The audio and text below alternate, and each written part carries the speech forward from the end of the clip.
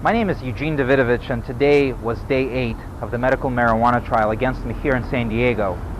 Some of you may have heard of my story out there. If not, please take a look at my website, www.eugenedavidovich.com, where you can see the actual undercover video as well as a number of other details about my case. Day 8 today in court in Department 55 here brought the end of my cross-examination by Teresa Pham. Today was the second day that I was on the stand. It actually brought the total number of hours on the stand, I believe, to about 9 or 10 hours of actual testimony on the stand in my case, both direct examination from my attorney as well as cross-examination from Teresa Pham.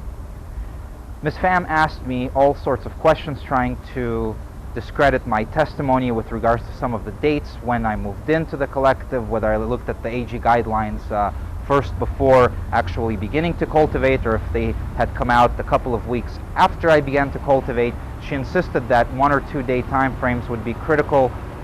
We were able to show and explain the truth of when I moved in, when we began to cultivate, when the harvests were pulled, how much all of that approximately cost, and all the rest of the details. Although she also tried to get me upset on the stand several times, trying to get me to lose my temper by asking me pointed questions about my honesty, about asking me pointed questions about my family, about my history in the Navy, as well as my education.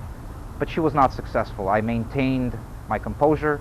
I answered the questions as I was supposed to, and I believe that I told everything that I possibly could have on the stand, both to Teresa Pham, to the jury, and to everybody else.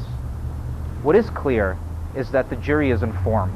The jury is aware of the situation in San Diego with regards to the raids. The jury is aware that the district attorney's office is conducting a political war against medical marijuana in San Diego.